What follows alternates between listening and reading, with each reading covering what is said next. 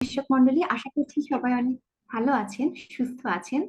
পবিত্র মাহে রমজানের ইফতার পরবর্তী এবং তারাবির পূর্বের এই বিশ্রামের সময়টিতে আপনারা যারা জেনেসিস আয়োজিত road to residency physical medicine and rehabilitation প্রোগ্রামটিতে জয়েন করেছেন, কষ্ট করে আমাদেরকে সময় দিয়েছেন, তাদের সবাইকে জানাচ্ছি অনেক অনেক শুভেচ্ছা। আমি ডক্টর সামিহা, পুরো অনুষ্ঠান জুড়ে আপনার সাথে রয়েছি। আপনাদের পোস্ট গ্রাজুয়েশনের ক্ষেত্রে জেনেসিস রেসিডেন্সি সব থেকে বেশি আপনাদের কাছে প্রায়োরিটি পায়। বলা যায় যে আপনাদের অন্যতম একটা পছন্দের জায়গা জুড়েই থাকে আমাদের রেসিডেন্সি। আবার বলা হয়ে থাকে যে আমাদের এখনের যে যুগ, বর্তমান যুগটা আসলে ব্রাঞ্চের যুগ। স্পেশালাইজেশনের এই যুগে প্রয়োজন অনুসারে অনেক ব্রাঞ্চ যেমন তৈরি হচ্ছে, নতুন ভাবে জায়গা করে নিচ্ছে, সেই সাথে খুলে যাচ্ছে সম্ভাবনার অনেক দুয়ার। আপনি যদি একটি ব্যতিক্রমী সাবজেক্ট পছন্দ করেন, আপনার জন্য পেশাগত জীবন কিছুটা স্বস্তি চান, তাহলে এই সাবজেক্টটি আপনার জন্য হতে পারে অনেক বেশি গুরুত্বপূর্ণ এবং সম্ভাবনাময়। আমাদের আজকের এই প্রোগ্রামটি যে সাবজেক্টটি ঘিরে আমরা কথা বলবো সেটি হচ্ছে ফিজিক্যাল মেডিসিন অ্যান্ড রিহ্যাবিলিটেশন। আমাদের সাথে আজকে আছেন আমাদের স্পেশাল দুইজন গেস্ট। একজন এই সাবজেক্টটিতে রেসিডেন্সি কোর্সে আছেন, যার মাধ্যমে আমরা জানতে পারবো যে বর্তমানে কিভাবে প্রিপারেশন নিলে আপনি এই সাবজেক্টে আপনার সুযোগ করে নিতে পারেন। এবং আমাদের মাঝে আছেন আমাদের সকলের জনপ্রিয় মেন্টর, আমাদের অভিভাবক মুহিবুর রহমান রাফে স্যার। তার কাছ থেকে আমরা শুনবো এই সাবজেক্টের ফিউচার এবং সার্বিক ডিমেরিটস বা ম্যারিজ যা কিছু আছে সবকিছুই। তাই আমি আজকে এই সময়টাতে ইফতার পরবর্তীতে, যেহেতু আপনারা অনেকটাই টায়ার্ড, কিছুটা বিশ্রামের প্রয়োজন, আর কথা বাড়াচ্ছি না, আমি সরাসরি চলে যাচ্ছি আমাদের আজকের অনুষ্ঠানের প্রথম গেস্টের কাছে।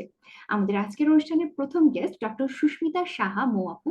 উনি ফিজিক্যাল মেডিসিনের ফেজ এর রেসিডেন্ট হিসেবে বিএসএমইউতে আছেন। ডক্টর সুস্মিতা, আপনি আমাদেরকে এই সাবজেক্টে কিভাবে আমরা সুযোগ পেতে পারি সে সম্পর্কে জানান, এবং বর্তমানে আপনার এক্সপিরিয়েন্সটা কেমন একজন কোর্সের রেসিডেন্ট হিসেবে, সেটা যদি সবার সাথে শেয়ার করেন তাহলে খুব উপকৃত হব।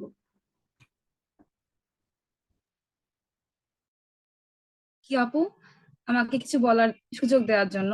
আমি ডক্টর সুস্মিতা সাহা, চিটাগং মেডিকেলে পাশ করেছি। এখন এবার মার্চ 24-এ ফিজিক্যাল মেডিসিন অ্যান্ড রিহ্যাবিলিটেশনে সাবজেক্টে বিএসএমইউ তে চান্স পেয়েছি। সবার আগে আমি আসলে থ্যাংক ইউ জানাতে চাই জেনেসিসকে চান্স পাওয়ার পর আবারও এত সুন্দর একটা প্রোগ্রামের জন্য, যেখানে আমি আমার অভিজ্ঞতা আপনাদের কাছে তুলে ধরতে পারি। আসলে আমার রেসিডেন্সি কোর্সে চান্স পাওয়ার পিছনে জেনেসিসের অবদান অনেক বেশি। আম, যখন হচ্ছে ইন্টার্নশিপের পর আমি হচ্ছে ঢাকায় আসি। প্রথমে হচ্ছে বিসিএস এর প্রিপারেশন শুরু করি, কিন্তু দেখা গেল লাক ফেভার করেনি, হয়নি বিসিএস। এরপর আসলে একটু মন খারাপ ছিল। এরপর হচ্ছে আমার আপুর কথা শুনে হচ্ছে আপু সহই হচ্ছে আমি জেনেসিসে রেসিডেন্সি কোর্সে ভর্তি হই। তো তখন আসলে মেডিসিনই মানে আগে থেকেই মানে আমি প্রিপেয়ার ছিলাম যে মেডিসিনে আমি ক্যারিয়ার করব, কিন্তু কোন সাবজেক্টে ক্যারিয়ার করব সেটা নিয়ে আসলে একটু আহ মানে চিন্তায় ছিলাম আর কি। মানে তখন হচ্ছে অনেক কিছু চিন্তা করে, মানে সবকিছু বিবেচনা করে আমি ফিজিক্যাল মেডিসিন সাবজেক্টটাকে চুজ করি। করার পরও দেখা গেছে আমি চিন্তা করেছি যে আসলে আমার জন্য কি সাবজেক্টটা ঠিক হবে নাকি আমার অন্য কিছু ট্রাই করা উচিত। কিন্তু পরে যখন আমাদের ফর্ম ফিল আপের আগে রাফি ভাইয়ের কথাগুলো শুনি, তখন আমি পুরোপুরি আমার সাবজেক্টের ব্যাপারে মানে আর কোনো দ্বিধা বা কিছু কখনোই আর ফিল করিনি। এরপর বলতে গেলে আমার প্রিপারেশন নিয়ে, আমি হচ্ছে গিয়ে রেসিডেন্সির প্রিপারেশন নেওয়ার জন্য জেনেসিসের ক্লাসগুলো রেগুলার করতাম, জেনেসিসের এক্সাম গুলা রেগুলার অ্যাটেন্ড করতাম। দেখা যেত জেনেসিসের প্রতিটা এক্সাম দেওয়ার পর যখন হচ্ছে ভুলগুলা বের হতো, মানে যে কোশ্চেন গুলো আমার হয় নাই, আমি বাসায় এসে হচ্ছে ওগুলা দেখতাম, মানে কোশ্চেনটা আবার সলভ করতাম যে আমার ভুল কোথায় হচ্ছে। সেক্ষেত্রে আমি ভুলগুলো আইডেন্টিফাই করে বইতে আমি দাগায় রাখতাম। আর পড়ার ক্ষেত্রে বলবো যে আমি প্রত্যেকটা সাবজেক্টই অনেক ইম্পর্টেন্ট। ফিজিওলজি, প্যাথোলজি, মাইক্রোবায়োলজি, দেন হচ্ছে অ্যানাটমি, দেন হচ্ছে আমাদের মেডিসিন, সবকিছুই আমাদের জন্য মানে পুরোপুরি সমান দমেই হচ্ছে ইম্পর্টেন্ট। এই জন্য আসলে প্রথম থেকে যদি ভালো মতো প্রিপারেশন নেওয়া যায়, যদি লাস্ট আওয়ারটা প্রথম থেকে সলভ করা যায়। যেমন আমার ক্ষেত্রে আমি কি করতাম, লাস্ট আওয়ারটা হচ্ছে গিয়ে আহ লাস্ট আওয়ারটা নেওয়ার পর প্রত্যেকটা টপিক মানে যে যে কোশ্চেন আসতো ওই টপিক গুলো হচ্ছে গিয়ে বইতে দাগাই ফেলতাম। মানে কোন কোন জায়গা থেকে কোশ্চেন আসছে ওইটা বইতে দাগাই ফেলতাম। এই জিনিসটা হওয়ার পরে হয়েছে কি, লাস্টের দিকে আমার হচ্ছে মানে লাস্ট আওয়ারটা আর বেশি দেখা লাগেনি। মানে আমার প্রথম থেকেই প্রিপেয়ার ছিল যে আমি এই এই টপিকটা এখান থেকে পড়ছি, আমি এভাবে রিভিশন দিয়ে যাব। তো সেক্ষেত্রে বলবো যে জেনেসিসের ক্লাসগুলা, জেনেসিস এর যে আমাদের যে প্রত্যেকটা লাইন যেভাবে দাগায় দেওয়া হয়েছিল, মানে মোটামুটি ওভাবে যদি কেউ প্রিপারেশন নেয় তাহলে অবশ্যই তার চান্স পাওয়া অবশ্যই নিশ্চিত।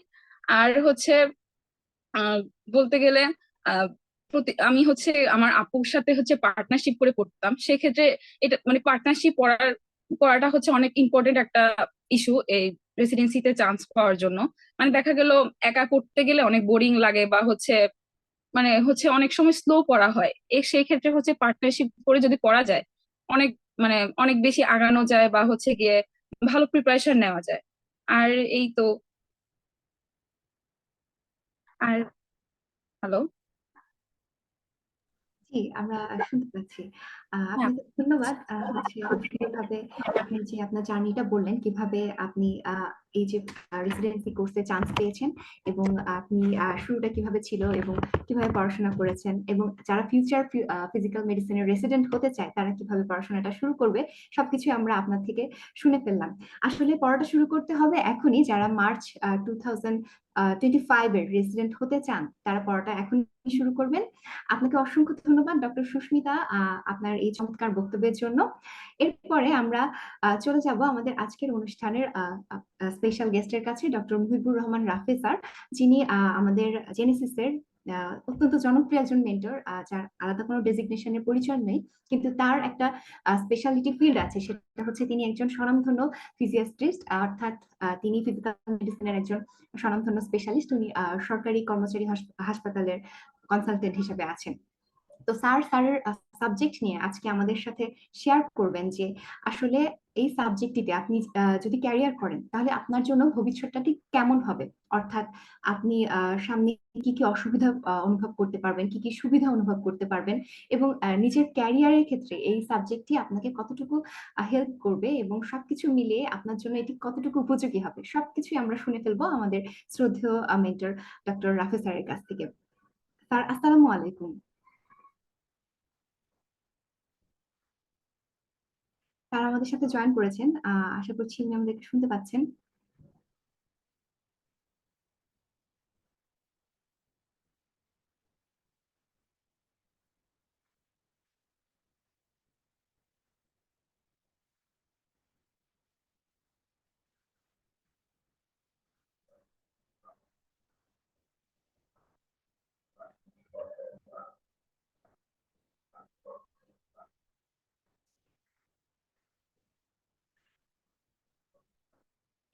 আচ্ছা, স্যার হয়তো জয়েন করতে কিছুটা সমস্যার সম্মুখীন হচ্ছেন। আমরা সুস্মিতা আপুর সাথে আমরা কথোপকথনে যাই। আপনি কি আমাকে শুনতে পাচ্ছেন, ডক্টর সুস্মিতা? আচ্ছা, আমি আপনাকে কিছু কনভারসেশনের মধ্যে আমরা বুঝতে পারি যে আপনার প্রিপারেশনটা কতদিনের ছিল, মানে আপনি যে রেসিডেন্সি প্রিপারেশন নিয়েছেন এটা ঠিক কতদিনের? মানে জুলাই থেকে হচ্ছে প্রিপারেশন নেওয়া শুরু করি। জুলাই থেকে মানে আমি হচ্ছে প্রথমবারই আসলে এবার দেওয়া হয় আর কি রেসিডেন্সি। তো আচ্ছা। এই আর কি। আর আপনি হচ্ছে আপু আমি কিছু বলতে চাই আসলে, জয়েন করলাম মাত্র 2 সপ্তাহ হলো। মানে আচ্ছা। ডিপার্টমেন্টে যাওয়ার পর আসলে এত ভালো লাগছে, সব স্যাররাই হচ্ছে এত কোঅপারেটিভ। মানে এই জিনিসটা খুব ভালো লাগছে, মানে এটা কেউ যদি চায় যে রেসিডেন্সি কোর্সটা একটা ফ্রেন্ডলি এনভায়রনমেন্টে করতে চায় এবং হচ্ছে একটু রিল্যাক্সিং মানে হচ্ছে কোনো কাজের বা এরকম হচ্ছে যায়, সেক্ষেত্রে আমি বলবো ফিজিক্যাল মেডিসিন অবশ্যই একটা বেস্ট সাবজেক্ট। মানে এটা এখানে অনেক সুযোগ কাজ করার, মানে আমি 2 সপ্তাহ যাওয়ার পরই আমার কাছে মনে হয়েছে সবাই অনেক কোঅপারেটিভ। সিনিয়ররা সব সব সিনিয়র ভাইয়া আপুরা, ইভেন আমাদের প্রফেসররা সবাই অনেক ভালো। এই জন্য আমি আসলে সবাইকে বলবো মানে যদি সাবজেক্টটা চুজ করে তাহলে অবশ্যই অনেক ভালো ডিসিশন হবে। এটা এটা যে কত গুরুত্বপূর্ণ একটা ব্যাপার আপনি আমাদের সাথে শেয়ার করলেন, কারণ হচ্ছে ওয়ার্ক এনভায়রনমেন্ট আমাদের বলা হয় যে ডক্টরদের সবসময় টক্সিক থাকে। আর চারিদিকে এই যে এত টক্সিসিটি বলা যায় যে এই সময়টাতে, যে আশেপাশে আমরা দেখতেই পাচ্ছি যে আমাদের সব দিক থেকে বলা হচ্ছে আমরা সিনিয়রদের হেল্প পাচ্ছি না, বা জুনিয়র সিনিয়রের সম্পর্কটা ঠিক একরকম যাচ্ছে না আমাদের ভাতার জন্য বা অন্য কিছু জন্য, যে কম্বিনেশনটা ঠিক হচ্ছে না। সেই টাইমে আপনি আপনার ডিপার্টমেন্ট নিয়ে এত সুন্দরভাবে আমাদেরকে বললেন যে এই সহযোগিতাটা আপনি তাদের কাছ থেকে পাচ্ছেন। এটা যে আসলেই মন ঠান্ডা হয়ে যাওয়ার মতো একটা কথা, যে আপনার আপনি যদি একটা যেখানে ক্যারিয়ার করতে চাইছেন, সফটওয়্যার আপনার চেক করতে 5 পারতো। বছর এই জায়গাটা আপনার থাকতে হবে 5 বছর। এই জায়গায় আপনার থাকতে হবে, সেখানে আপনি আপনার সিনিয়রদের, আপনার টিচারদের সবাইকে পরিবারের মতো পাচ্ছেন, এবং মাত্র 2 সপ্তাহে আপনি এই জিনিসটা উপলব্ধি করতে পেরেছেন। এটা আসলে একটা ব্লেসিং। এটা অবশ্যই যেখানে শোনা যায় হচ্ছে, সরাসরি তো আসলে সেভাবে আমরা বলতে পারি না, কিন্তু শোনা তো যায় যে সব জায়গায় এনভায়রনমেন্টটা ঠিক এরকম থাকে না। অনেকে অনেক সমস্যার সম্মুখীন হয়, কোর্স ছেড়ে দিতে বাধ্য হয়। সেখানে ফিজিক্যাল মেডিসিনের এনভায়রনমেন্টটা যে এত চমৎকার, এটা আপনি এখন বললেন, সেই সাথে আমি এর আগেও শুনেছি যে আসলে তারা এনভায়রনমেন্টটা এত চমৎকার রাখেন যে একজন রেসিডেন্টের জন্য সহজতর হয়, এবং ভবিষ্যতে সে তার ক্যারিয়ারটা এগিয়ে নিয়ে যেতে পারে। এটা আসলে একটা চমৎকার ব্যাপার। আমরা আশা রাখছি যে আগামী 5 বছর আপনার এরকম স্মুথ যাবে, এবং আপনি এভাবে একজন ভবিষ্যৎ ফিউচার, এখন তো রেসিডেন্ট আছেন, এবং ভবিষ্যতে একজন স্পেশালিস্ট হিসেবে সেখান থেকে বেরিয়ে আসতে পারবেন। আপনার হচ্ছে এই যে 1 বছরের জার্নি, জুলাই থেকে আপনি প্রিপারেশন নিয়েছেন, অর্থাৎ খুব বেশি সময় আপনি পাননি, অর্থাৎ 6 মাসের মতো একটা সময় আপনি পেয়েছেন প্রিপারেশন নেওয়ার জন্য। এই প্রিপারেশনের সময়গুলোতে আপনি হচ্ছে রেগুলার পরীক্ষা, জেনেসিসের মক টেস্ট গুলো সবকিছু রেগুলার দিয়েছেন, তাই তো?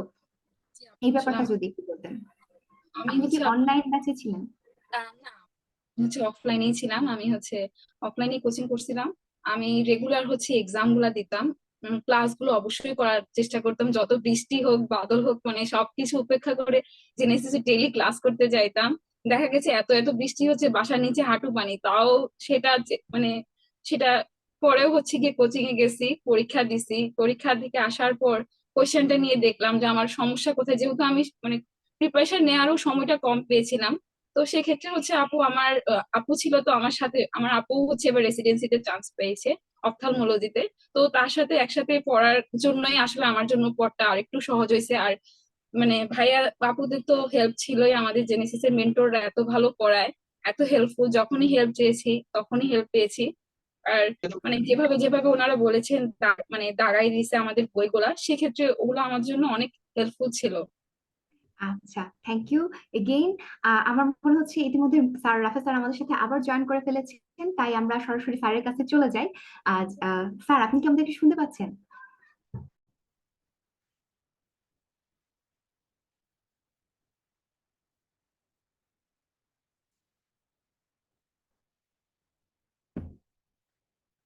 হ্যালো, আসসালামু আলাইকুম।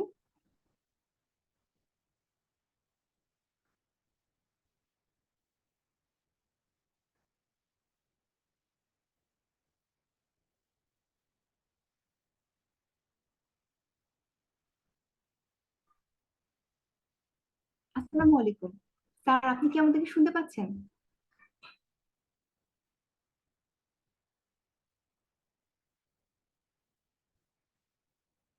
স্যার এখনই যুক্ত হচ্ছেন। আচ্ছা, আচ্ছা, আমরা কিছুক্ষণ অপেক্ষা করি, স্যার আমাদের সাথে যুক্ত হবেন, আর আমরা আমি স্যারের কাছ থেকে শুনে জাস্ট ফেলবো। 2 মিনিটের মধ্যে সংযুক্ত হচ্ছি। আচ্ছা, ঠিক আছে।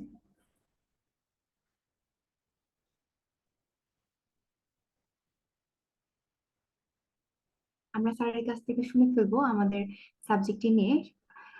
আহ, আজকে আপনাদের যে প্রোগ্রাম, যে রোড টু রেসিডেন্সি, আমাদের ফিজিক্যাল মেডিসিন অ্যান্ড রিহ্যাবিলিটেশন, এই প্রোগ্রামের মাধ্যমে হচ্ছে আপনি এই মুহূর্তে, যদি অনেক সময় দেখা যায় যারা রেসিডেন্সি প্রিপারেশন নেন তাদের মন কিছুটা বিক্ষিপ্ত থাকে, যে হচ্ছে বিভিন্ন সময় অনেকবার পছন্দের একটি সাবজেক্টে পরীক্ষা দিয়ে দেখা যাচ্ছে যে হয় না, তখন দেখা যাচ্ছে বিভিন্ন দিকে বিভিন্ন সাবজেক্ট চুজ করে। কিন্তু আপনি যদি প্রথম থেকে ডিটারমাইন্ড থাকেন যে না, আমি এই সাবজেক্টই পড়তে চাই, এবং আপনি যদি প্যাশনেট হন, আপনার প্রিপারেশনের লেভেলটা কিন্তু সেই পর্যায়ে যেতে হবে।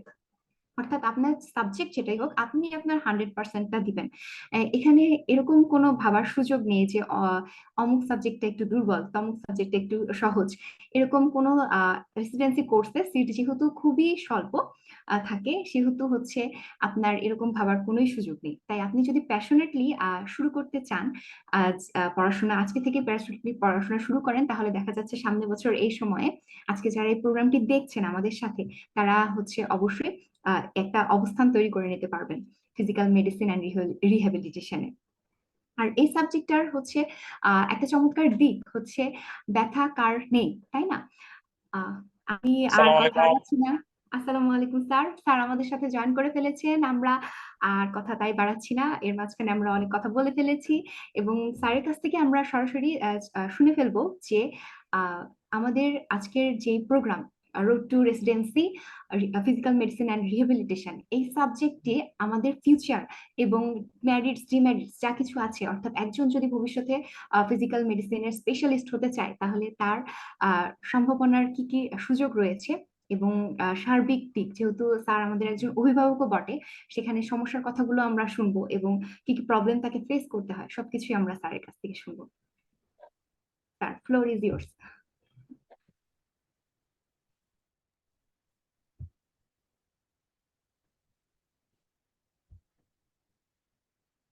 আমাকে দেখা যাচ্ছে? জি স্যার, দেখা যাচ্ছে। আচ্ছা। আসসালামু আলাইকুম। আহ ধন্যবাদ আমার একান্ত স্নেহের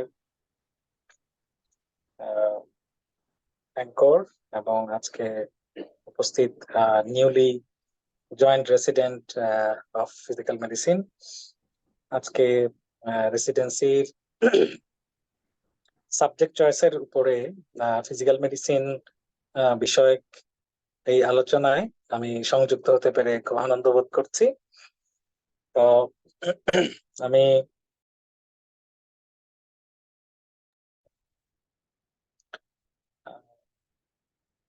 যারা আগামীতে এই সাবজেক্টে আসতে চাচ্ছে তাদের জন্য আসলে কিছু তথ্য শেয়ার করছি।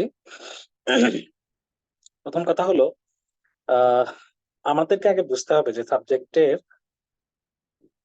চয়েসের সবচেয়ে বড় জায়গাটা কি। আমরা কেন একটা কমন সাবজেক্টে ঢুকি?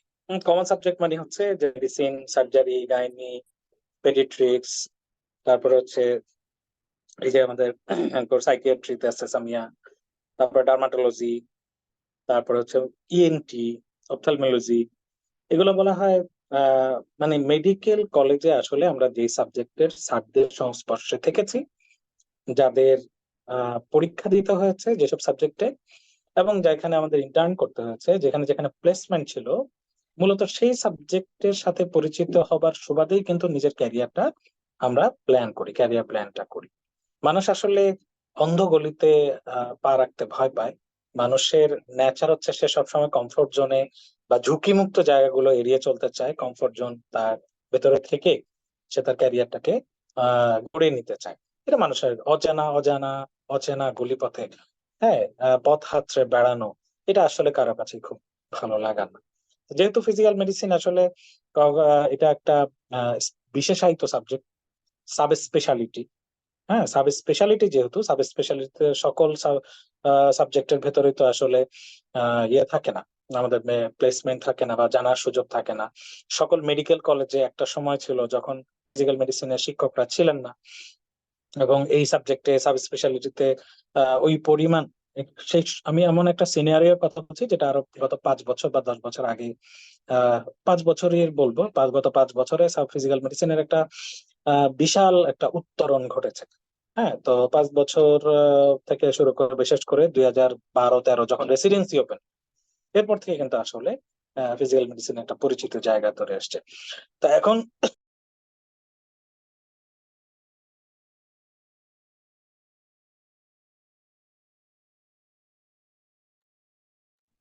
মাইকটা অফ হয়ে গেছে।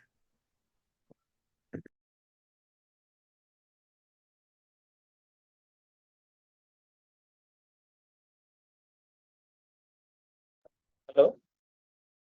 জি তো স্যার, আমি শুনতে সাবজেক্ট চয়েসের ক্ষেত্রে যে কথাটি বলতে চাই, তাহলে আমরা এই কারণে আসলে ফিজিক্যাল মেডিসিন কিন্তু ওই রকম পরিচিত জায়গাটা আসে না, কিন্তু বিশ্বজুড়ে কিন্তু ঘটনাটা এরকম।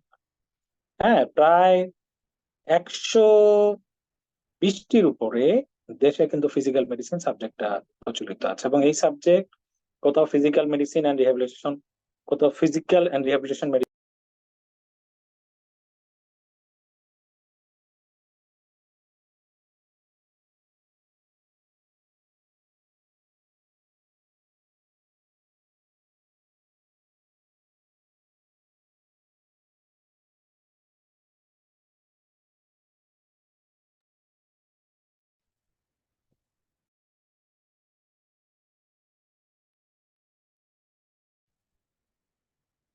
আমি একটু ইন্টারাপ্ট হচ্ছে যেহেতু অনলাইনে সামনাসামনি আসলে যে ঝামেলাটা হয় না। তো প্রথম জিনিসটা হচ্ছে যে বিশ্বের বিভিন্ন দেশে এই সাবজেক্টটা এক একটা নামে পরিচিত। যেমন মিশরে বা ইজিপ্টে এটা ফিজিক্যাল মেডিসিন অ্যান্ড রিমেটোলজি। হ্যাঁ, তো এই সাবজেক্টের সাথে যেমন রিমেটোলজির একটা খুব অঙ্গাঅঙ্গি জড়িত সম্পর্ক রয়েছে। তো সেদিক থেকে ফিজিক্যাল মেডিসিন বিশ্বে প্রায় 120টির মতো, এবং দ্বিতীয় বিশ্বযুদ্ধের পরেই মূলত ডক্টর ক্রুশেন নামে একজন চিকিৎসক, তিনি এই সাবজেক্টের জনক বলা হয়। উনি কিন্তু এই সাবজেক্টের বিশেষ করে যে যারা যুদ্ধাহত তাদের রিহ্যাবিলিটেশনের জায়গা থেকে কিন্তু এই সাবজেক্ট করেছে। এখন আমি এই সাবজেক্টে কেন আসবো? প্রথম যদি মনে করি যে আমি ডাক্তার, আমি চিকিৎসা দিচ্ছি, আমি অপারেশন করি, আমি রোগীর অসুস্থতা নিয়ে কাজ করি, এইটাই হচ্ছে স্বাস্থ্য ব্যবস্থা। আমাদের কিন্তু পার্সপেক্টিভটা বুঝতে হবে। আমরা চিকিৎসকরা, সমস্ত চিকিৎসক মিলে একটি সাবজেক্টের এই বিশাল মেডিকেল সায়েন্স বলতে যা বোঝায়, স্বাস্থ্য ব্যবস্থা বলে যা মিন করি, আমরা যা বুঝি, এই মেডিকেল সায়েন্সের চিকিৎসা, রোগ মুক্তির জন্য কাজ করা, এটি কিন্তু খুবই ক্ষুদ্র একটা অংশ। তার চেয়ে অনেক বড় অংশ কিন্তু হচ্ছে প্রিভেনশন। এই প্রিভেনশনে যারা কাজ করে, রিসার্চ নিয়ে যারা কাজ করে, এপিডেমিওলজির জন্য কাজ করে, যারা কমিউনিটি লেভেলে ডিজিজ নিয়ে কাজ করেন, যারা ডিজিজ কন্ট্রোলের জন্য কাজ করেন, এটা একটা বিশাল সমুদ্রের কিন্তু একটা অংশ। এর মধ্যে থেকে যারা রোগাক্রান্ত হয় তারা রোগী হিসেবে আমাদের কাছে আসে। সেই রোগীদের কিছু সাবজেক্ট আমরা এই ভাগ বাটোয়ারা করে, যে সাবজেক্টে, যে গাইনির, যে সাইকিয়াট্রি, যে ডার্মাটোলজি, আমরা ভাগাভাগি করে এই রোগীগুলোকে চিকিৎসা করি। তাহলে তার মানে হচ্ছে যে আমরা স্বাস্থ্য ব্যবস্থার সবকিছু ডাক্তাররা নিয়ন্ত্রণ করছে, বিষয়টা কিন্তু এরকম না। তাহলে যত রোগী আমাদের কাছে আসে, এই রোগীদের সকল রোগী কিন্তু চিকিৎসা করে সুস্থ হয়ে যাচ্ছে, বিষয়টা এরকম নয়। তাহলে মেডিকেল সায়েন্স কি নিয়ে ডিল করে? মেডিকেল সায়েন্স বেসিক্যালি ডিল করে সকল, আমরা যেসব স্পেশালিটি গুলো বলি, এই স্পেশালিটি গুলো ডিল করে ডায়াগনোসিস, তারপরে হচ্ছে ট্রিটমেন্ট এবং কিওর। একটা স্পেশালিটি চিকিৎসা ব্যবস্থা সে মূলত তিনটা লক্ষ্য নিয়ে কাজ করে। প্রথমে রোগটাকে নির্ণয় করা, দ্বিতীয় হচ্ছে ট্রিটমেন্ট করা, সেটাকে যথাযথ নির্ণয় করে চিকিৎসা, এবং তারপর হচ্ছে কিওর, জ্বর কিওর, অপারেশন করে অ্যাপেন্ডিসেক্টমি কিওর, টিউমার যে কোনো একটা benign tumour cure, caesarean section cure, হ্যাঁ, চোখের ছানি operation, cataract surgery cure. But there are hundreds of disease যাদের আসলে কিওর হয় না। যেমন bronchial asthma, no cure, control, তাই না? COPD, no cure. একটা পেশেন্টের এমআই আফটার এমআই, তাকে কিন্তু আমি পুরো সে আগের জায়গায় নিয়ে যেতে পারছি না, ঠিক আছে? এমআই হওয়ার পরে তাকে, সে তো কম্প্রোমাইজ। একজন স্ট্রোকের পেশেন্ট, নো কিওর। তাহলে এরকম প্রচুর কেস, একটা রিমেটোলজিক্যাল কেস, মোর দ্যান 200 ডিজিজেস আর দেয়ার, যেখানে রিমেটোলজিক্যাল কেস গুলো কখনো ভালো হয়, ঠিক আছে? কিছু কিছু জিনিস, গ্লুকোমা, নো কিওর। তাহলে প্রত্যেকটা সাবজেক্টেই কিছু কিওর আছে, কিছু নো কিওর আছে। ফিজিক্যাল মেডিসিন তাদের জন্য কি দরকার? ওই মানুষগুলোর জন্য কি দরকার? ওই মানুষগুলোর জন্য দরকার হচ্ছে রিহ্যাবিলিটেশন। সাইকিয়াট্রিস্ট, কিছু কিছু ডিজিজের সাইকিয়াট্রিস্ট যারা কাজ করেন, তাদের সেখানে কি বেশিরভাগই নো কিওর, মেইনটেনেন্স। তাহলে ওই মানুষটাকে যখন আমি তার সোশ্যাল সিস্টেমের সাথে মিলিয়ে দিব, তাকে একটা জবের ব্যবস্থা করে দিব, তার সোশ্যাল ইন্টিগ্রেশন করব, সেগুলো হচ্ছে rehabilitation. So rehabilitation is an part of, essential part of the health system. So physical medicine এখানে শারীরিক যে সমস্যাগুলো, সেই সমস্যাগুলোকে সামনে রেখে সে তখন রিহ্যাবিলিটেশন থেকে অ্যাড অন করায়। কাকে অ্যাড অন করে? একজন অফিসার সিও, আমি এখন একজন চিকিৎসক, এরকম একজন সিনিয়র চিকিৎসক, তিনি তার চেম্বারে বসে অসুস্থ হয়ে গেলে, তার লেফট সাইডেড হেমিপ্যারেসিস, মানে স্ট্রোকে আক্রান্ত। তাহলে এই মানুষটা আফটার স্ট্রোক, তার ইস্কিমিক, তার both sided, left side both limb paralysis, তাহলে এই মানুষটাকে আবার তার কাজের চেয়ারে ফেরত আনার জন্য কে কাজ করবে? এখানে আসলে নিউরোলজির রোলটা কিন্তু খুবই সীমিত। সে ওই যে ইস্কিমিক হয়ে তারপর ইস্কিমিয়াটাকে প্রিভেনশন করে, আমরা মনে করছি কি এই ট্রিটমেন্টটা আসলে সব সময় নিউরোলজির কাছেই সে যেতে থাকবে। নো, এই পেশেন্টটা আলটিমেটলি যখন তার ট্রিটমেন্ট, ড্রাগ ট্রিটমেন্ট শেষ হয়ে যাবে, তারপর কিন্তু তার সারাটা জীবন কিন্তু রিহ্যাবিলিটেশন রিলেটেড ইস্যু আছে। এভাবে আমি শত শত ডিজিজের নাম বলতে পারি, যে ডিজিজ গুলো আসলে কন্টিনিউ। একজন অস্টিওআর্থ্রাইটিস নিয়ে জয়েন, তার কিন্তু কোনো পার্মানেন্ট কিউর কিন্তু দিতে পারছে না, তাহলে তার রিহ্যাব প্রোগ্রাম লাগবে। একটা মানুষের এসএলই আছে, তার লাইফ কি রিহ্যাব প্রোগ্রাম। একজন মানুষের সিওপিডি আছে, তার পালমোনারি রিহ্যাবিলিটেশন লাগবে। একজন মানুষ কার্ডিয়াক কম্প্রোমাইজ করা আছে, তার কি লাগবে? তার কার্ডিয়াক পালমোনারি রিহ্যাব লাগবে। একজন মানুষ তার স্পাইনাল ক্যানাল স্টেনোসিস হচ্ছে, দুই পায়ে কন্টিনিউয়াস তার রেডিকুলোপ্যাথি হচ্ছে, তার পেইন হচ্ছে, তার জন্য আমি কোনো পার্মানেন্ট সমাধান দিতে পারছি না, তার প্রবলেম সলভ কে করবে? রিহ্যাবিলিটেশন করবে। তাহলে এইভাবে from head to to physical মেডিসিনের বিস্তৃতি হচ্ছে মাথা থেকে পা পর্যন্ত। ফিজিক্যাল মেডিসিনের বিস্তৃতি হচ্ছে একটা শিশু বাচ্চা থেকে শুরু করে সবচাইতে বার্ধক্য পীড়িত মানুষটাকে নিয়ে কাজ করা। একটা বাচ্চা ছেলে, তার সিপি হয়েছে, হ্যাঁ, তার আপস পালসি হয়েছে, তার জন্মের সময় তার একটা বার্থ ট্রমা হয়েছে, তার একটা ফিজিক্যাল প্রবলেম হচ্ছে, তার স্কোলিওসিস ডেভেলপ করেছে গ্র্যাজুয়ালি বয়স হওয়ার সাথে সাথে, হু উইল ডু দিস? যতক্ষণ না পর্যন্ত সার্জিক্যাল কোনো সমাধানে যাচ্ছে, তার আগ পর্যন্ত পুরোপুরি এই বাচ্চা রিহ্যাবের আন্ডারই থাকবে। সুতরাং আপনাকে যদি আমি বলি যে এমন কোন সাবজেক্ট নাই যেখানে ফিজিক্যাল মেডিসিন আসলে কাজ করার সুযোগ নাই। যদি বলেন যে নিউরোলজিতে নিউরো রিহ্যাবিলিটেশন ফিজিক্যাল মেডিসিনের শত শত কেস আছে, যদি বলেন রিউমাটোলজিক্যাল কেস, মাস্কুলোস্কেলেটাল কেস। তো আমাদের দেশে ট্র্যাডিশনালি আসলে যেহেতু সাবজেক্টটা ডেভেলপ করেনি, তাহলে আমাদের কোনো না কোনো চিকিৎসক ভাইয়েরা তখন এটা দায়িত্ব নিয়েছে। স্বাভাবিকভাবে দেখা যায় যে তখন সার্জনরা, যেখানে ইয়ার কাজ নাই, সব টিস্যু রিলেটেড বিষয়গুলো নিয়ে কাজ করার সুযোগ নেই, রিউমাটোলজি নিয়ে কাজ করার সুযোগ নেই, তখন বিকল্প অবস্থায় আরেকজন কাজ করেন, চিকিৎসকরা, জিপিরা তখন সার্ভিস দেন।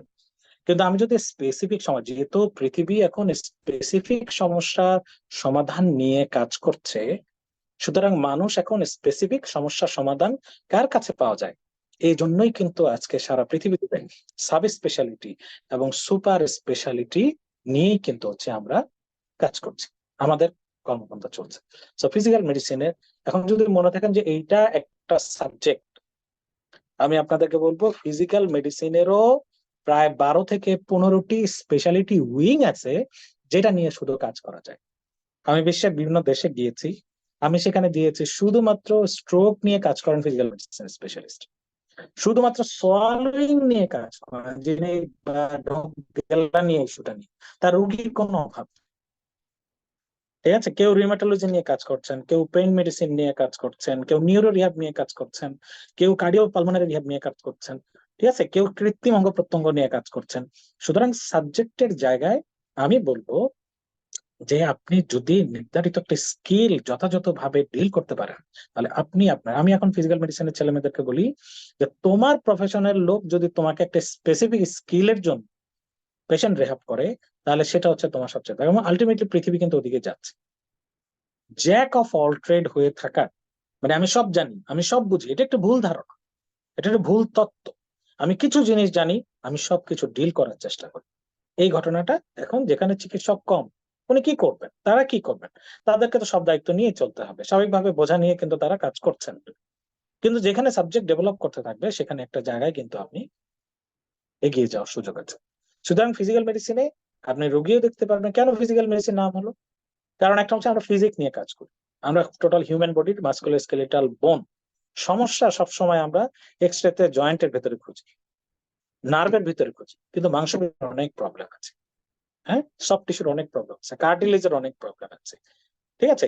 সো প্রত্যেকটা জায়গায় কিন্তু ফিজিক্যাল মেডিসিনে কাজ করে সুযোগ আছে। এবং এই ডিজিজ গুলোর নাম একটা সময় যখন ফিজিক্যাল মেডিসিন আমি ছিলাম না, আমি কোনদিন নামও শুনি নাই। এখন সেই পেশেন্টের সেই ডিজিজ গুলো, তাহলে তাদের অস্তিত্ব পৃথিবীতে ছিল না? ছিল, কিন্তু হয়তোবা নোটিস করা হয়নি। আমরা সেই জিনিসগুলো নিয়ে কাজ করার চেষ্টা করছি। দ্বিতীয় যেটা হলো যে এখানে ডাক্তার এসে যেটা বললো পরিবেশের কথা, আমাদের চিকিৎসা ডেফিনেটলি ফিজিক্যাল মেডিসিন স্যাররা অনেক বেশি পজিটিভ, এবং তারা স্টুডেন্টদের ব্যাপারে অনেক ফ্রেন্ডলি। 3 নাম্বার হচ্ছে যারা ফিজিক্যাল মেডিসিনে আসতেছে, সরকারি ক্যান্ডিডেটদের জন্য তো এটা একটা বলবো অসাধারণ সুযোগ। প্রায় 286টি পোস্ট ক্রিয়েশন হয়েছে এখন পর্যন্ত, প্রায় 80টার মতো জুনিয়র কনসালটেন্ট পোস্ট খালি আছে। তো আগামী 5 বছর 7 বছরে যারা ফিজিক্যাল মেডিসিনে আসবে, তাদের প্রমোশনের দ্বার উন্মুক্ত। সুতরাং যারা এই লাইনে ক্যারিয়ার করবেন, গভর্নমেন্ট সার্ভিসে যারা আছেন, আমি বলবো যে this is one of the best, because যেগুলো কমন সাবজেক্ট এগুলোতে হাইলি স্যাচুরেটেড, এবং আপনার প্রমোশন আগামী 5, 7, 10 বছরও হবে কিনা আপনি নিশ্চিত করে বলতে পারবেন না। কার্ডিওলজি, হ্যাঁ, অর্থোপেডিক সার্জারি, তারপরে আমি জেনারেল মেডিসিন, গাইনোকোলজি, তারপরে ইভেন রিউমেটোলজি, হ্যাঁ এখানে অনেক পোস্ট নাই। তারপরে হচ্ছে অনেক সাবজেক্ট আছে যেগুলো প্রচুর সার্জারি, এগুলোতে কিন্তু হচ্ছে আপনার প্রমোশনের সুযোগটা অনেক ধীর। গভর্নমেন্ট সার্ভিসে এসে যদি আপনি নিয়মিত প্রমোশনও না পান, এটাও কিন্তু একটা সময় আপনাকে ফ্রাস্ট্রেশন তৈরি করতে। পেশেন্টের রুগীতে আমাদের কোনো স্যার এই সাবজেক্টটা পরিচিত হবার পিছনে কম বেশি একটা কারণ হচ্ছে সবাই এত এত বেশি প্র্যাকটিসে ব্যস্ত হয়ে যায়। কারণ হচ্ছে জ্বরের পরে যে কোনো ওপিডিতে সারা পৃথিবীতে সবচাইতে বেশি সংখ্যক রুগী জিপিদের কাছে আসার বড় কারণ হচ্ছে পেইন নিয়ে, ব্যথা নিয়ে। সো এখানে যেহেতু আমরা মাস্কুলোস্কেলেটাল সিস্টেম নিয়ে কাজ করি, নিউরোলজিক্যাল সিস্টেম নিয়ে কাজ করি, পেইন মেডিসিন নিয়ে কাজ করি, সুতরাং আমাদের এখানে একটা বিরাট ইম্প্যাক্ট আছে, আমরা কিন্তু এটা নিয়ে কাজ করার সুযোগ। যারা বেসরকারিতে আছে আমি তাদেরকে বলবো যে এখন অনেক প্রত্যেকটা বড় বড় হসপিটাল এবং জায়গাগুলোতে, এবং আমার রিসেন্টলি আমি অনেক পেরিফেরির সেন্টার গুলো তারা কিন্তু ফিজিক্যাল মেডিসিনে কনসালটেন্ট করতেছে, মানে তাদের সাবজেক্ট সম্পর্কে অ্যাওয়ারনেস কিন্তু ডেভেলপ করেছে। তার মানে হচ্ছে আমরা আমাদের জায়গা থেকে এমন কিছু প্রবলেম সলভ করতে পারছি যেটি ওখানকার এক্সিস্টিং মাস্কুলোস্কেলেটাল সিস্টেম নিয়ে প্র্যাকটিস করেন এমন ফিজিশিয়ান ওই সলভ গুলো করতে পারছেন। এন্ড দ্যাটস ট্রু, এবং এটাই বাস্তবতা। বিকজ আমাদেরকে রিউমেটোলজি জানতে হচ্ছে, আমাদেরকে অর্থোপেডিক মেডিসিন জানতে হচ্ছে, আমাদেরকে নিউরোলজি জানতে হচ্ছে, আমাদেরকে ফুল অ্যানাটমি জেনে আমার পেশেন্টের প্রবলেম সর্ট আউট করতে হচ্ছে, আবার এর সাথে আমি রিহ্যাবিলিটেশন করছি।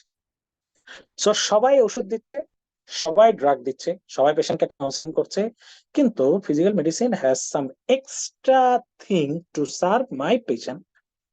আমরা এখানে মডালিটিজে ব্যবহার করি কি, আমরা কিছু যান্ত্রিক জিনিস ব্যবহার করি, আমাদের প্রত্যেকটা লাইট, হিট, কোল্ড, ভাইব্রেশন, ঠিক আছে, ইলেকট্রিক্যাল ইম্পালস, সমস্ত জিনিসগুলো কিন্তু আমরা আমাদের টুলস হিসাবে এখানে একটা অ্যাড অন পেশেন্টকে বাড়তি সেবা হিসাবে কিন্তু আমরা এখানে ব্যস্ত। অনেকের একটা কনফিউশন থাকে যে ফিজিওথেরাপিস্ট অথবা ফিজিক্যাল মেডিসিন আমাকে ফিজিওথেরাপিস্ট বলবে, এটার যুগ আসলে বিগত 10 বছর আগে চলে গেছে। আমরা যখন এই সাবজেক্ট ঢুকেছি এটা নিয়ে অনেক একটা কনফিউশন ছিল, এটা মানুষের অজ্ঞতার জায়গা থেকে বলে। এখন কেউ প্র্যাকটিস করছে, আগে তো ডাক্তারদের আমরা যখন বের হয়েছি পাস করে, তখন তো আমাদের আত্মীয় মুরব্বীরা তারা আমাকে জিজ্ঞেস করছে কোন ফার্মেসিতে বসবা, হ্যাঁ তুমি কোন ফার্মেসিতে বসবা।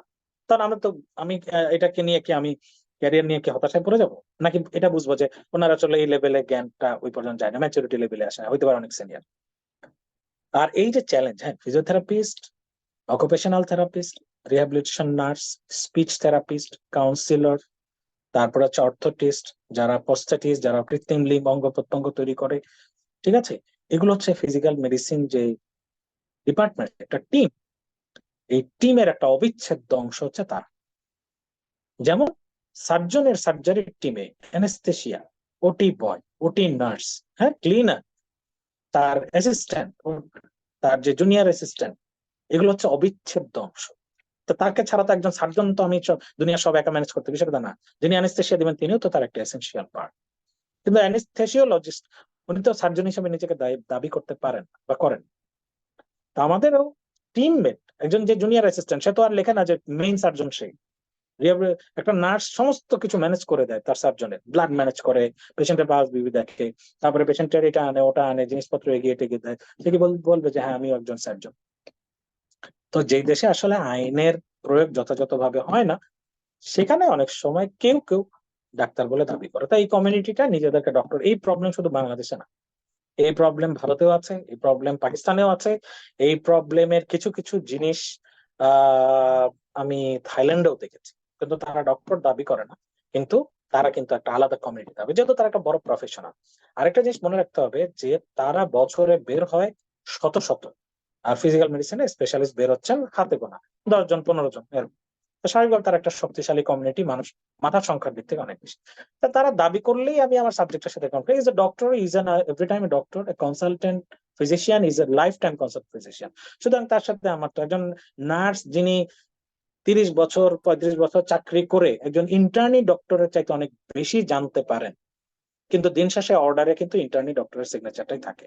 সো এই সাবজেক্টের সাথে মানে কনফ্রন্টেশনের কোনো আসলে সুযোগ নেই, বা এটা নিয়ে চিন্তা করার কোনো প্রয়োজন, এটা বোকামি। হ্যাঁ, একই প্রবলেম কিন্তু আমাদের দেশে অপথলমোলজিস্ট আছে, অপটোমেট্রিস্টটা কিন্তু ডাক্তার লেখে প্র্যাকটিস করতেছে। ডেন্টাল সার্জনরা একই ঝামেলা আছে, ডেন্টাল টেকনিশিয়ানরা কিন্তু ডাক্তার লিখে প্র্যাকটিস করতেছে। হ্যাঁ, স্যাকমোদের নিয়ে আমরা তার ঝামেলায় আছি, তারা তো ঠিকই ডাক্তার লিখে প্র্যাকটিস করতেছে, ফুল ডক্টর, তারা নিজে ডাক্তার বলে দাবি করতেছে। হ্যাঁ, কেমিস্ট ডাক্তার বলে দাবি করতেছে। তাহলে আমরা একজন এই যে অবস্ট্রেটিক যে নার্স গুলো আছে, তারা তো বাসায় বসে ঠিকই অবস্ট্রা প্র্যাকটিস করতেছে, গাইনি প্র্যাকটিস করতেছে, সবই। সুতরাং এটা একটা সামষ্টিক সিস্টেমের প্রবলেম, এটা শুধুমাত্র ফিজিক্যাল মেডিসিনের প্রবলেম। সুতরাং এটাকে সামাজিক ভাবে আমাদেরকে সমাধান করতে হবে। আর যেটা বিষয়টা হচ্ছে, মূল কথা হচ্ছে যে এই সাবজেক্টে যারা পড়বেন, তার সাবজেক্ট সম্পর্কে বা টেরিটরি, আমাদেরকে বিশেষ করে রেসিডেন্সিটাকে আমি বলবো একটা ব্লেজিংস কেন? যদি আপনি রেসিডেন্সিতে চান্স পান, আপনার বিভিন্ন ডিপার্টমেন্টে ব্লক পোস্টিং থাকে, আপনার মেডিসিনে থাকবে, অর্থোপেডিক্সে থাকবে, রেডিওলজিতে থাকবে, নিউরোলজিতে 3 মাস প্লেসমেন্ট থাকবে, রিউমেটোলজিতে প্লেসমেন্ট থাকবে, আপনি আইসিইউতে প্লেসমেন্ট থাকবে, পেডিয়াট্রিক্সে রিউমেটোলজিতে প্লেসমেন্ট থাকবে। এত এত জায়গা প্লেসমেন্টের যে নলেজটা, এটা রেসিডেন্সিতে একটা সমন্বিত জ্ঞান হিসাবে কিন্তু আপনার সামনে উপস্থাপন করার সুযোগ আছে। দ্যাটস ওয়াই রেসিডেন্সির যারা রেসিডেন্ট হিসাবে ক্যারিয়ার শেষ করেন, তারা কিন্তু অনেক বেশি, আমি বলবো, কনফিডেন্ট ডক্টর হিসাবে কাজ করার সুযোগ আছে। সো আমরা এখন ওগুলো নিয়ে চিন্তা করছি। ভবিষ্যতে বাংলাদেশে ফিজিক্যাল মেডিসিন একটা ইনস্টিটিউট অলরেডি, এখন সেটা প্রধানমন্ত্রীর অনুমোদন হয়ে গেছে, আপনাকে জমি বরাদ্দ হয়ে গেছে, এবং আগামী দিনে বাংলাদেশে ইএনটি ইনস্টিটিউট, যেমন নিউরো সায়েন্স নিমস আছে, যেমন হ্যাঁ, তারপরে শেখ রাসেল গ্যাস্ট্রো-লিভার আছে, ক্যান্সার ইনস্টিটিউট আছে, খুব অদূর ভবিষ্যতে এখন থেকে যারা কোর্সে ঢুকে শেষ করবেন, আশা করি তার আগেই বাংলাদেশে ফিজিক্যাল মেডিসিন ইনস্টিটিউট প্রতিষ্ঠা হয়ে যাবে। সো আগামী দিনে আপনাদের সবাইকে নিয়ে আমরা এই সাবজেক্টের সামনে রেখে বাংলাদেশের রিহ্যাবিলিটেশনের যারা জেরিয়াট্রিক্স নিয়ে কাজ করে, পেডিয়াট্রিক রিহ্যাবিলিটেশন নিয়ে কাজ করে, সো এটার একটা হিউজ ইম্প্যাক্ট আছে। এখন আপনি আসলে যে সাবজেক্টেই যান না কেন, আপনি যদি নিজের সাবজেক্টকে ধারণ না করেন, নিজের সাবজেক্টের জ্ঞানে যথাযথভাবে নিজেকে সমৃদ্ধ না করেন, আপনি যদি ওই সাবজেক্টকে ধারণ করে পেশেন্টের যথাযথ সার্ভিস দিতে অক্ষম হন, তাহলে আপনি যেটা সবচেয়ে বেস্ট সাবজেক্ট বলে মনে করেন বা করে পাবলিক, সেখানে ঢুকলেও আপনি ঠিকই বসে বসে কি করবেন? ঝিমাবেন। আর এমন অনেক সাবজেক্ট আছে যেখানে মানুষের সংখ্যা খুবই কম, কিন্তু ওই মানুষগুলোর ঘুমের সময় নাই, কারণ they are highly saturated with their quality, commitment, devotion and dedication. So আশা করছি আপনি যেখানেই যান, যারা ফিজিক্যাল মেডিসিন ভবিষ্যতে আসবেন, কনফিডেন্ট হিসাবে আগামী দিনে আপনি ফিজিক্যাল মেডিসিনকে চয়েস করতে পারেন। ধন্যবাদ।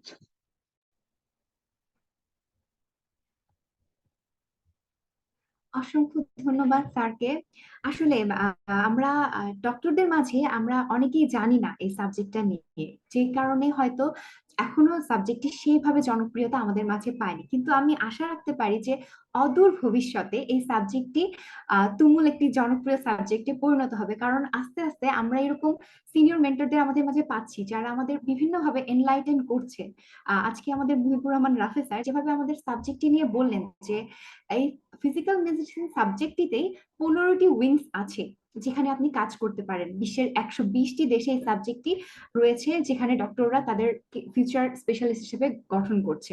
তাহলে আমরা কেন পিছিয়ে থাকবো? যেখানে একটা সাবজেক্টের কলেবর মাথা থেকে পায়ের পাতা পর্যন্ত, সেখানে সাবজেক্টটি আসলে ফিউচারে কতটুকু ইম্প্যাক্ট রাখবে সেটা বলার অপেক্ষা রাখে না। তাই আপনি যদি এই মুহূর্তে একটি ব্যতিক্রমী সাবজেক্ট চান এবং কিছুটা দ্বিধাদ্বন্দ্বে ভোগেন যে না, আমি ওভার স্যাচুরেটেড কোনো সাবজেক্টে যেতে চাই না, আমি এমন এক জায়গায় যেতে চাই যেখানে ফিউচারে আমি কিছু কাজ করতে পারবো, আমি সমাজের উপরে এবং কিছু ইম্প্যাক্ট আমি রাখতে পারবো এবং আলাদা একটি জায়গা তৈরি করে ফেলতে পারবো, তাহলে অবশ্যই এই সাবজেক্টটি তাদের জন্য একটি অত্যন্ত গুরুত্বপূর্ণ জায়গা হিসেবে কাজ করবে। তাই আমি আজকে এই প্রোগ্রামটি এখানেই শেষ করছি, কথা আর বাড়াচ্ছি না। আপনারা সবাই অনেক ভালো থাকবেন এবং এই সাবজেক্টের প্রতি যাদের প্যাশন থাকবে তাদের পাশে অবশ্যই আমাদের জেনেসিস রেসিডেন্সি আছে। আপনারা জেনেসিস রেসিডেন্সির বিভিন্ন ব্যাচের মাধ্যমে অ্যাডমিট হয়ে আপনি নিজেকে পরবর্তীতে মার্চ 25 এর future resident of physical medicine হিসেবে নিজেকে দেখতে পেতে পারেন। আজকে আমরা সুস্মিতা সাহা আপুকে আমাদের মাঝে পেয়েছি, পরবর্তীতে হয়তো আপনি আমাদের অনুষ্ঠানে থাকতে পারেন এবং সেই সাথে আমরা অবশ্যই আমাদের সবার মাথার উপরে থাকেন আমাদের যার স্নেহ হস্ত সবসময় থাকে, আমাদের মুহিবুর রহমান রাফি স্যারকে সবসময় এভাবে আমাদের মাঝে পাবো। সবাইকে ধন্যবাদ জানিয়ে আমি আজকের প্রোগ্রামটি এখানেই শেষ করছি। আসসালামু আলাইকুম।